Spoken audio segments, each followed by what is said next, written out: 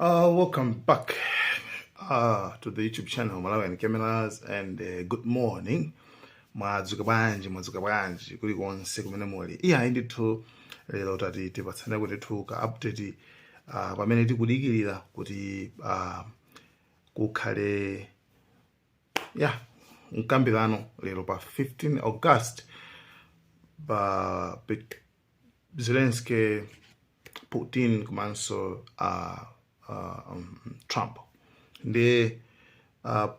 Pali comment section ina yake pali comment ina yake imene ndimakondokiona most of the time since tinamba kupanga report za meeting imeneyi. Pali comment imeneyi and it has got me thinking.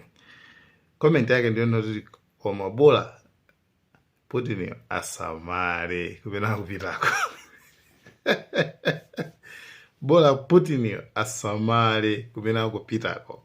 Yes, nkhani ndiona ndithu. Putin yodi ndithu akwena ndithu kusamala and security yake kwena lokhala tight. Zina ndikumbotsanso ndithu pa 30 should be June. Okay. Kama inali 2019. Mchaka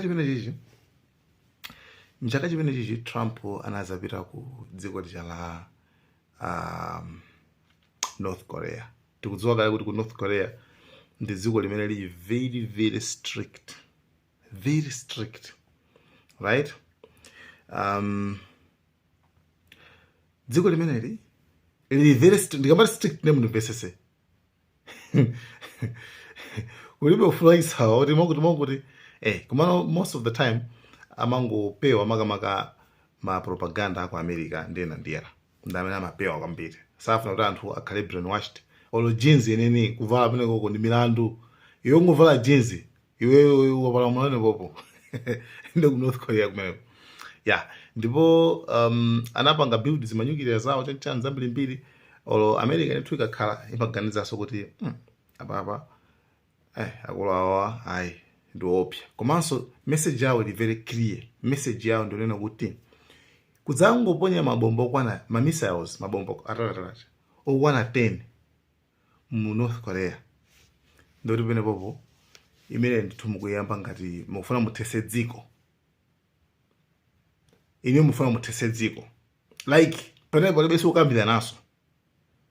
Ifeyo tizaponya manyukira kwa America kuseko. Maiko okwazungu seo tizaponya andiso pena ndeti zasana na kufa. And muna kaona the way amayankhulira muna kaona the way amayankhulira muna kada bwaso kuti wapite kuyankhula kuti kulimba mtima kuti chani nde mtu angana mufuza kuti nde iwe are you crazy mufuna muzaona ngedziko la paseta ndama kuti we no not we but America mwana akuti ndi America imeleza unonga osati ife ife tizakhala kuti banga respond. Ndi Trump uyu mwana 2019 anapita kumeneko. Atapita kumeneko amakasayinana za nyukira zomwezo. Kuti hayi makuti. Ndi anafika kumeneko cha. So abantu tupanga relate nkhani ndi makamaka ndi comment imeneyo ya imene imakamba zoti Trump Putin asamale penaza kukomana apa. Putin asamale. Right? Yeah. Ndi chimene chinachitika kumene kuku nchiona kuti atafika Trump mazena asiye pa chama sainana amakhala tebulo apa and then amakhala zima paper zawo zimene amasainira kuti okay tendisainirane kuti okay apapa ndoti mupanga zakuti. Therefore panapeza kuona kuti peni imene amasainira imene amatasainire Kim Jong peni manager panabwera munthu koma munthu ndo ku North Korea komweko. Munthu anavala ma gloves. Peni janayipuputa. For example,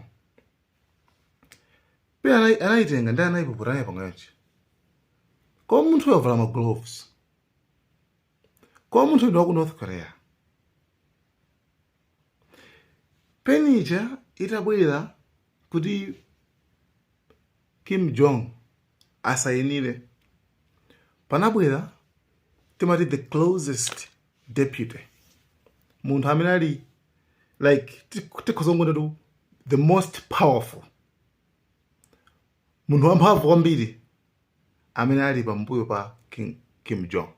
Munthu ameneyo kodi ndi ndani? Choyambirira dzina lake ndi Kim. I think Kim Jong or something like that. Yes, Kim Jong or something like that. Kim Jong Long kanga joncho. Koma ndi Kim. Ameneyo choyambirira ali very close oti akhozokhala successor. Kuti Kim Jong amung'alire ndoti zima ameneyo akuyena kukhala nani? Akhala president. Ndi anitu ndiokulu kwambiri muzo akale mindule namo. Iye uja anafika malo paja ndikugwira penecho. Penecho ndikuyisuntha. Like I think anayisuntha kenako ndikupereka peni ina. Anapereka peni ina kuti ugwisa chilo peni iyi.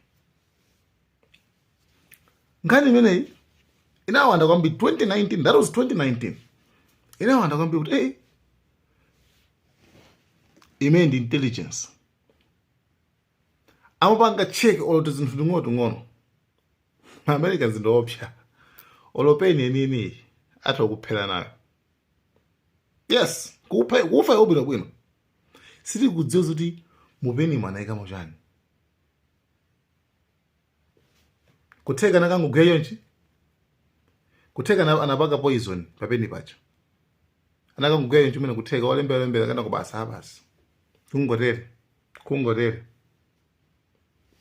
Poison wabwira. It's gone.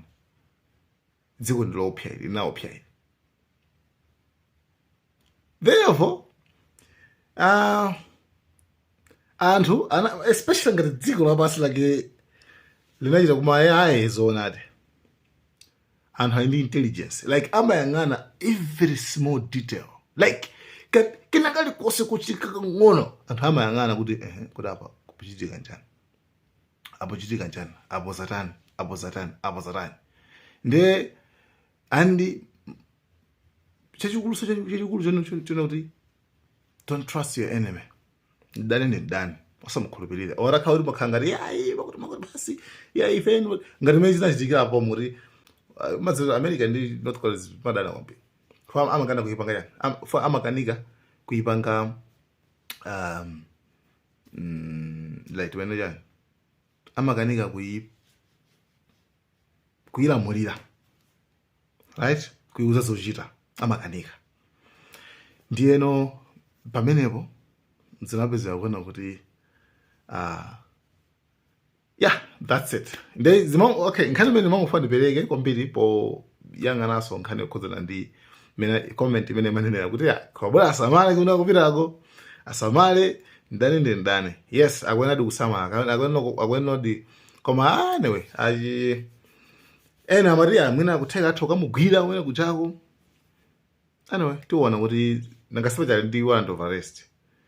Ndetiwonabe kuti zingakhale zotani kumene kuku. Komano nkhani ndimene ndimakufati pasaneko tuma details pang'ono tokhuzana ndi ma meeting amene amachitika pakati pa anthu akuluakulu awa. Amatha kuphana munjira zoti ine osadzowaso kuti nzanu amupha munjira yanthu wanje.